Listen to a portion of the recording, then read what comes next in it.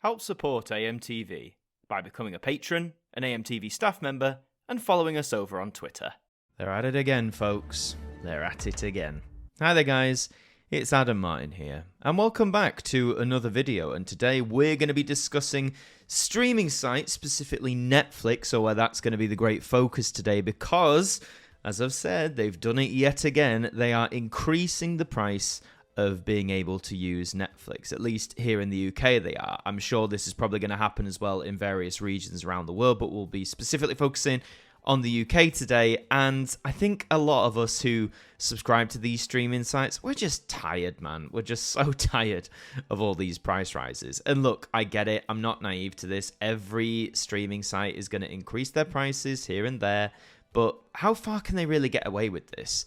After previous price rises and clamping down on account sharing didn't dampen subscriber numbers, Netflix is confidently introducing another sudden price rise in the UK following recent moves in other countries. The growing numbers of users that have opted to switch to the cheaper, ad-supported price tier will also be asked to pay more, with an inflation-busting price rise of 20%. Standard without ads increases by 18%, and the premium service only increases by 5.56%, mirroring similar price rises announced by broadband and mobile companies, where customers on cheaper price plans face the biggest percentage increases. And, why would companies do that? You could argue they want people on maybe the highest paid tier. It means they get more money more regularly. So even though you are increasing that as well, by making that the minimum, you may entice some people to jump over to the premium tier. I'm not sure how well that theory is supported. I'm not sure how many people actually go down that route, but I think it's a perfectly, legitimate and viable reason as to why these companies do that. I mean, just look at those. The cheapest tier is 20%, the standard one is 18%, and the highest one is 5.56%. There's a big discrepancy there, no? The price increases follow reports that Netflix wants to start bidding for F1 rights, initially in the USA, to start growing its portfolio of live sport. The company is currently also heavily investing in other content. With income from subscribers all over the world, it can easily outspend UK-only operators to create more content than subscribers want to stick around for. That is true, but they're also accruing a very unhealthy amount of debt. I mean, Netflix always has for ages and ages now. And the live sport angle, live sport, love it or hate it, is incredibly popular. Someone like myself isn't going to watch F1, but there are lots and lots of people who love the F1. And I can totally see why Netflix wants to expand into the live sport angle, as long as they don't overvalue things, because we've seen that happen before, haven't we? Talking about you, ITV Digital, and where did that end up? £115 million football deal has crippled the company. Fans of nationwide league clubs have been reluctant to pay to watch. The Football League says the clubs are relying on the money, but ITV Digital has claimed it can no longer pay.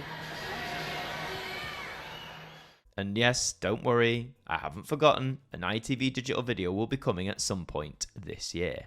So just to give you an overview then of the price change which is coming into effect, standard with ads, that's the cheapest tier, which means, you can watch content, but you will be interrupted by ads. This now costs $5.99 a month, which is up 20% from $4.99. So a £1 increase. So when you look at it like that, it might not seem too bad.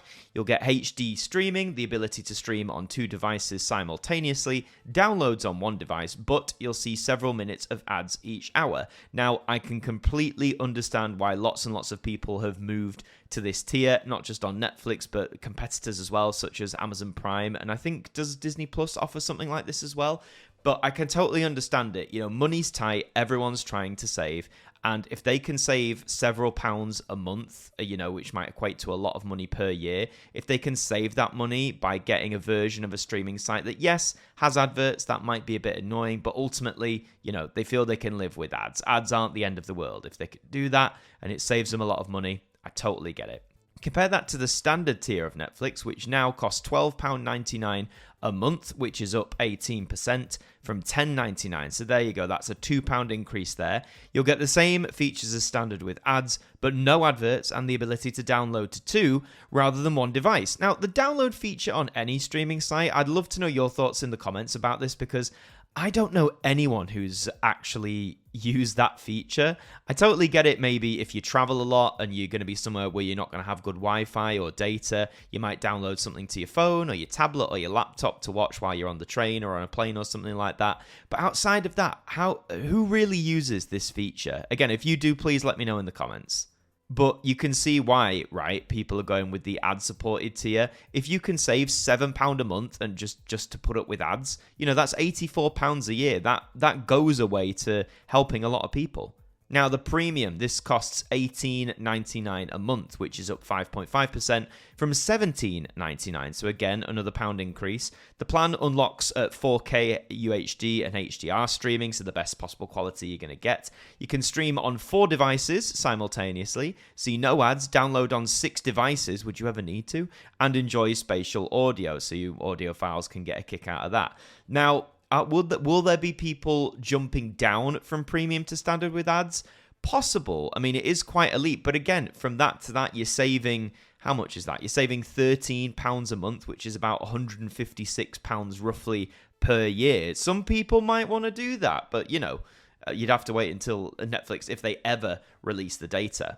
So, in fact, let's summarize this up. So, a year on premium Netflix... roughly just rounding it up there. So a year on premium Netflix is, say, £19 per month. That will set you back £228 per year. That's quite a fair bit of cop. That's way more than, say, a license fee. That's about £50 more than a license fee. What do you get? You get the 4K streaming, all the downloads to different devices, streaming simultaneously on 4, whatnot. A standard Netflix plan per month, round it up to 13, that'll cost you £156 per year. So already there, you're going to be saving yourself, oh crikey, I mean, you're going to be saving yourself about 70 quid, and all you'll lose really is the ability to stream on a few devices, downloading, and what was it? Oh, and the 4K streaming. But then if you go with standard with ads, the cheapest plan, to put up with ads, it's $5.99 a month, so let's round it up to 6. That's £72 per year. That's, one of few sites where you're going to be paying under 100 quid per year, with that option. And even compared to the standard tier, that is going to save you roughly about £80. So I can see why more and more people are migrating to standard with ads. But, price rises yet again. And Netflix aren't the only one, or I'm sure they won't be, because normally when one of the big boys jumps in price, all the others follow suit as well. Maybe not right away. Maybe sometimes they like to boast about the fact that they're cheaper. They offer cheaper alternatives. But eventually, as history has shown us, all of them tend to follow each other and we get the same thing. But it's not just streaming sites that this is happening to. It's also happening to TV and broadband customers, those of you who buy like package deals. For this article, again from RxTV, claims that Sky is hiking prices by over double the rate of inflation, which might sound quite, horrific when you read it like that. Let's break down a bit more.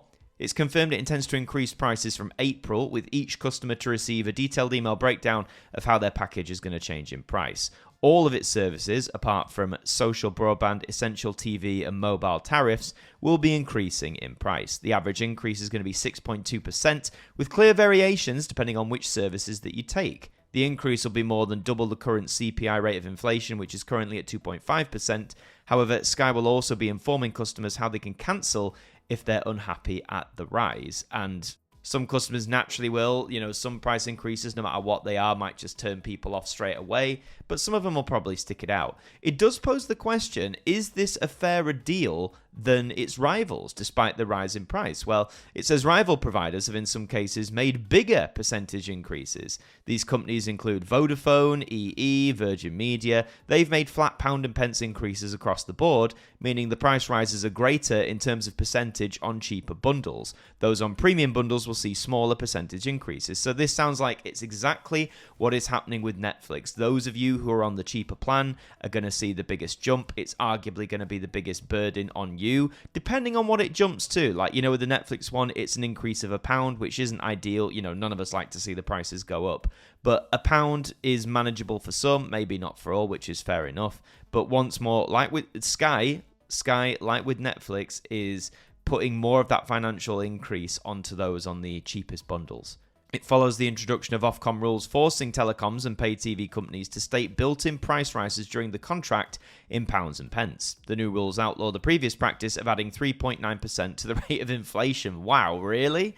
However, the new Ofcom rules don't apply to Sky because it doesn't apply increases in this way. Oh, well, Sky always getting round things, we've seen that before. Rather than building in fixed price rises, Sky simply says that prices may rise during the contract period. As a result of this, when prices do rise, some customers on broadband and talk packages can request to leave without paying an early termination fee. This is in contrast to rivals like Virgin Media, who have in recent years increased termination fees. It's such a concept, isn't it? You want to leave something, you've got to pay to leave. I mean, we get run dry for everything, don't we?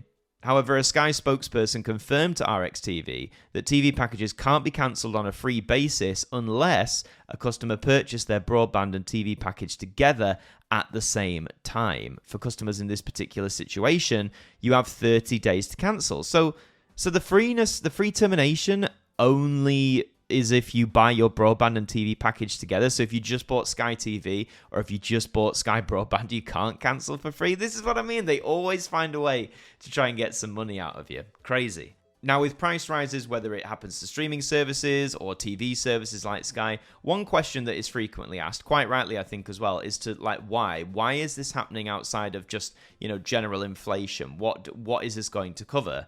Now, we have a quote here from Devesh Raj, who's the Chief Operating Officer at Sky, and this is what he had to say to customers about it.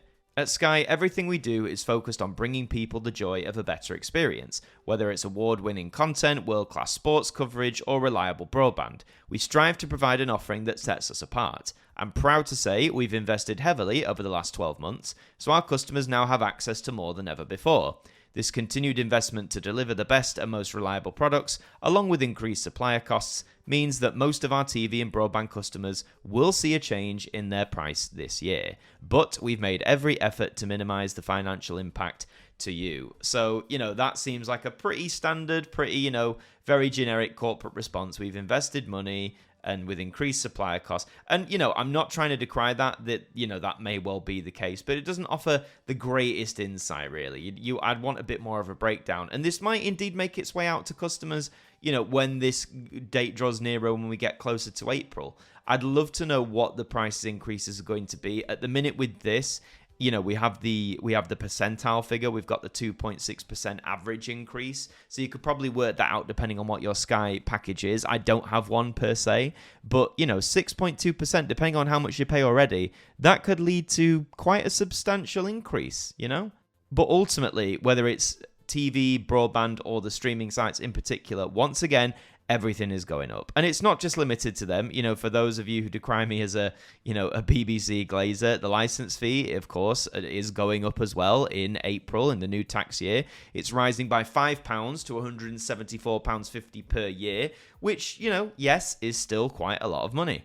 So it roughly works out to about £14.50, say, per month. So, for a license fee, that is more expensive than some of these streaming offerings and TV packages and whatnot. But then I think it does come back to what are you actually getting. I found this article that was updated in August of last year from Money Saving Expert, from Martin Lewis, who is quite a trusted, quite a well-respected source in terms of saving money.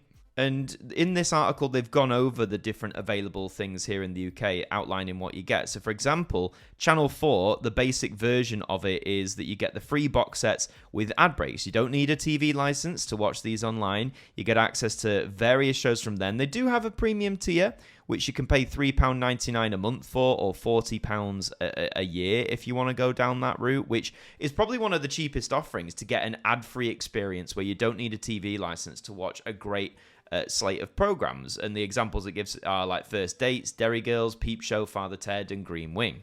It does mention the iPlayer, which of course is free, in quotation marks, movies and box sets without ads. What's the caveat, of course? You need a TV license, which, as I mentioned, is going up to £174.50 a year. So provided you can pay that, then yes, you'll get all these free movies and box sets without advertisements.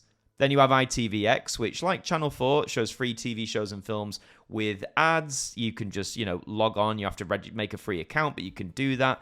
There is ITVX Premium, of course, where you eliminate the ads, and that comes out to roughly £5.99 a month or £60 a year if you want to go down that route. So a bit more expensive than Channel 4, and to be honest, I'd probably go down with Channel 4's offering, because in terms of what it recommends to watch, you can watch the first 10 series of Benidorm, Whiplash, the first 9 series of Endeavour, and A Confession. Then you have You, which is, of course, formerly UK TV. You get the free TV shows and box sets with ads. You don't need a TV license, as far as I'm aware. You can just register a free account. So it's very much like ITVX and Channel 4 in that way. Then you have Tubi, which, of course, is newer on the scene here in the UK. You get free TV shows and box sets with ads. You don't even have to... you don't even have to create an account, apparently, and there's lots of content available there, once more with ads. For example, you can watch Fresh Meat, Kill Bill, School of Rock, Hell's Kitchen, which is, great that there's a free point of access there for people. Even though there are ads, it's still free to watch. Pluto TV is also highlighted here. Again, free TV shows and box sets with ads as well. You don't have to make an account, but if you want to customize the channels in your view, then you can make an account to do that. There's all sorts of films and TV series from places like CNN, NFL, Nickelodeon, Comedy Central. Some of the examples it gives you can watch are Majori Prime, Vatfish, the TV show, and RoboCop.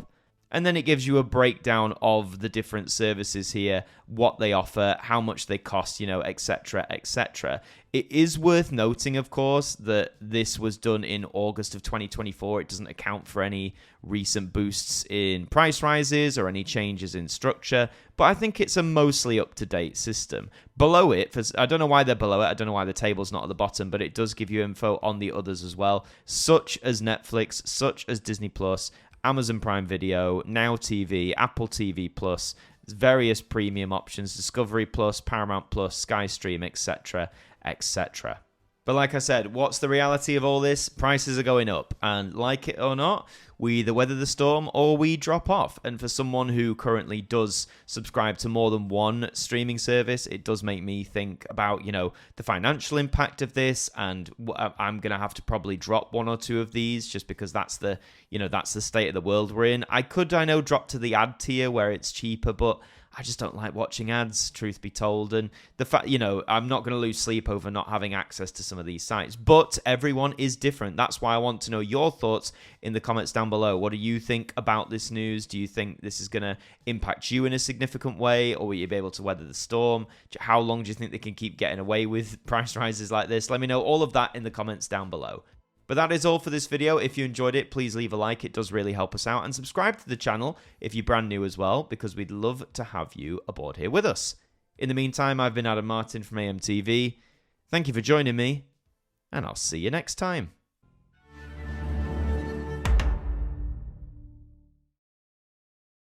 Thank you to our patrons for helping to support the show, and a special thank you to Macra, Shaun Knock, Daud Khan, Ethan Carberry-Holt, Liam De-Maine, AJ Mac 200017, Deck, Jen, Traffy, Evanhart 41, Tim Ripley, Mr. Eurovision 1986, Marnanel Thurman, John Wakefield, Kieran Boulton, 40-something Manchild, Jerry Ralph, John McLeod, Saint Rocket 9, James Wallace, Ben, Kat Hegarty, Stephen Oliver, Tegan, Shadowfiend 180X, Liam Wigley, Swan Ronson, and Adam Green, our AMTV staff members.